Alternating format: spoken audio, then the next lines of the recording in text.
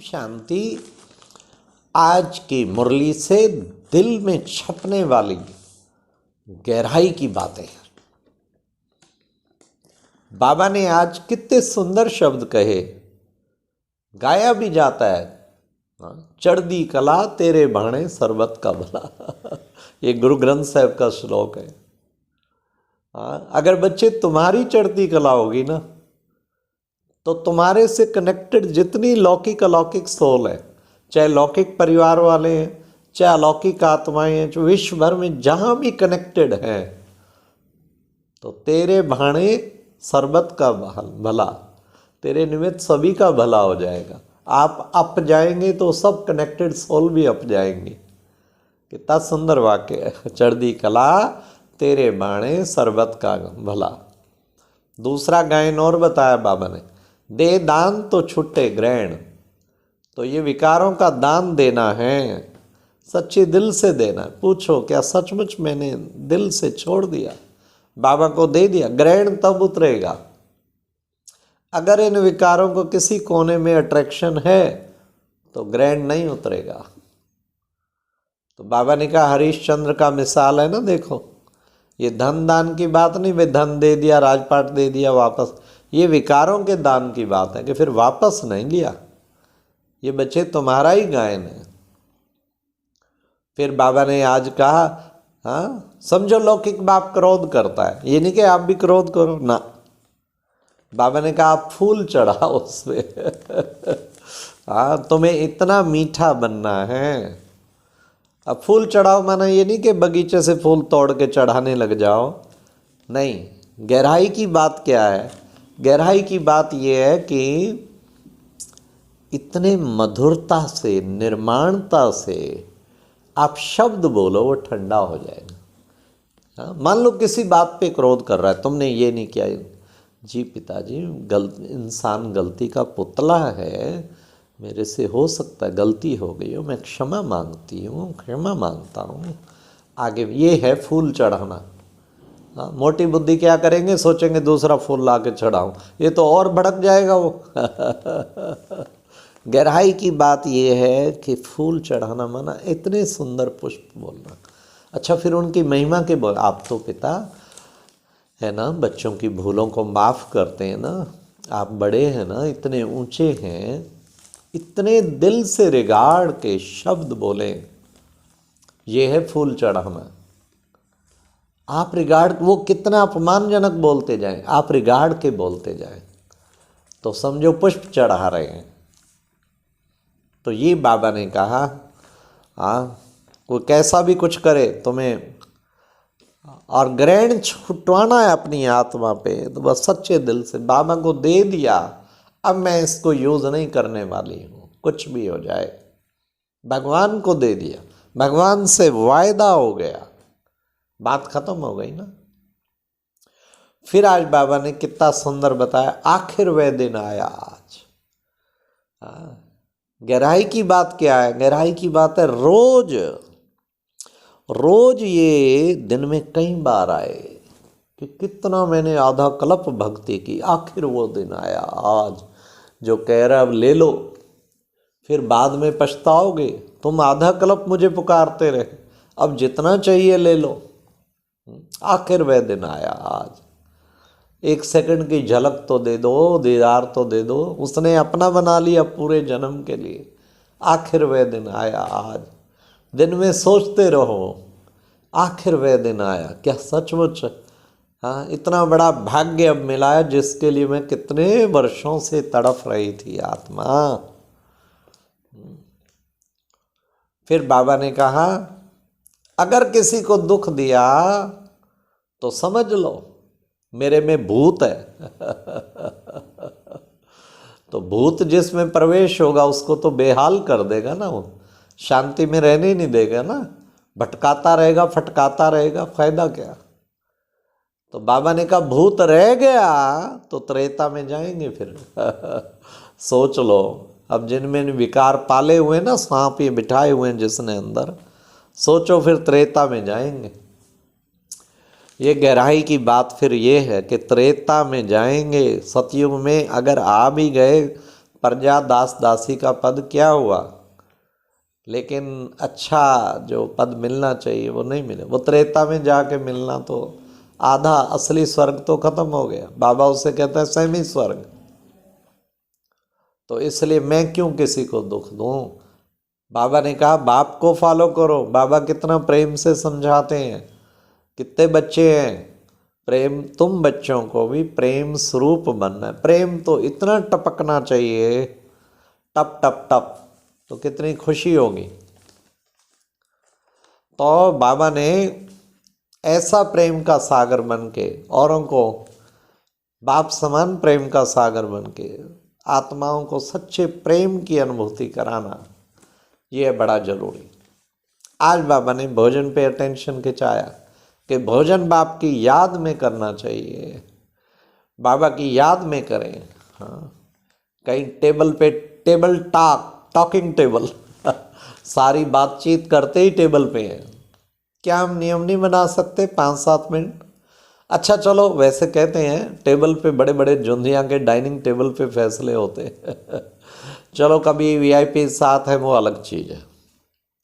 Otherwise ब्राह्मण अगर हैं तो थोड़ा नियम होना चाहिए कि उस वक्त मैंने शांति में भोजन करना है बाबा की याद में। और फिर भी टेबल पे बाय द वे मिलना फिर इजी नहीं होता, तो भोजन के बाद भले 5 मिनट बैठ जाओ, फिर और फिर भले बात करो कुछ कारोबार की, जो भी सेवा की कुछ बातें हैं। लेकिन ड्यूरिंग भोजन लेते हुए 5 मिनट सारा लगता है, 5-7 मिनट, तो क्यों ना हम बाबा की याद में, आज बाबा ने कहा एक एक गिट्टी के साथ याद करना है हाँ, एक एक गिट्टी के साथ। गहराई की बात यह है, अगर एक एक गिट्टी बाबा की याद में चली गई तो हमारा हृदय शुद्ध और हमारा बुद्धि योग बाबा से ऐसा लगेगा वंडरफुल। तो ये भी एक याद रखना है। तब बाबा ने कहा मुझे कहा ही जाता है क्या, ज्ञान का सागर और प्रेम का सागर। मैं तो सागर हूँ ना, ज्ञान का सागर, प्रेम का सागर। तो तुम बच्चों को भी ऐसा ही आप समान बनाने के लिए आया हूँ। चेक करो, सागर की तरह हैं, लिबरेटर। क्या मेरी भी इच्छा रहती है सबको लिबरेट करूँ।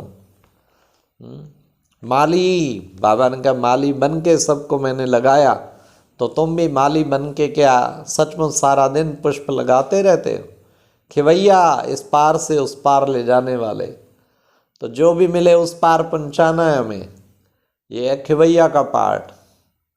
तो हम बच्चों को खिवैया भी बनना है। फिर बाबा ने कहा तुम बच्चों को स्मृति आई है क्या, सृष्टि चक्र कैसे फिरता है, रचता और रचना के आदि मध्य अंत को तुम जान गए हो। इसलिए बच्चे तुम्हें क्या बनना है, सुदर्शन चक्रधारी बनना है। सबका दर्शन करते रहें, चक्कर चलता रहे।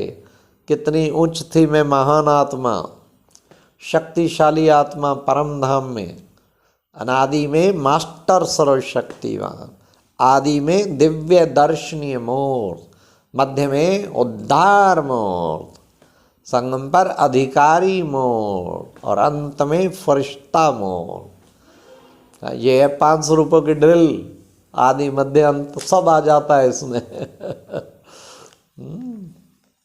फिर बाबा ने कहा कि बच्चे तुम बच्चों को क्या करना है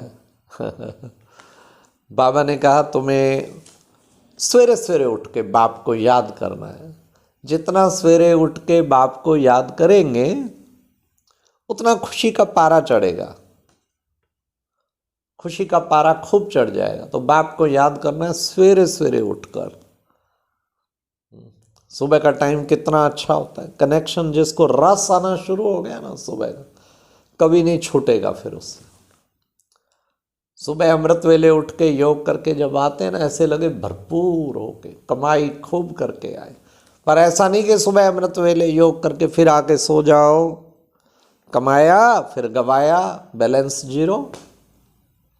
जितनी एनर्जी जमा की पास्ट कर दी। इसकी बजाय 10-11 के बाद तो भले सो, सुबह का टाइम अमृत वेला 8-9 बजे तक, सवेरे 4 बजे से लेके 3 बजे से लेके, तो उसमें तो बस जमा ही जमा करना है, फिर दिन भर देना है फिर दिन भर बांटो, खूब बांटो। तो बाबा ने कितना अच्छा सवेरे की बात पे भी महत्व दिया। बाबा ने कहा कितनी भी परीक्षाएं आए लेकिन स्मृति पक्की होनी चाहिए। पास विदानर बनने के लिए किशनपुरी का मालिक बनना है। किशनपुरी मालिक बनाने वाले बाप को याद करो। तो बाबा की याद कितनी प्यार से हमें करनी चाहिए। बाबा हमेशा कहते हैं हमारी दिल लगी हो बाबा के साथ तो ग्रैंड छूटेगा। इतनी दिल बाबा के साथ लगी होगी फिर ग्रैंड छूट जाएगा।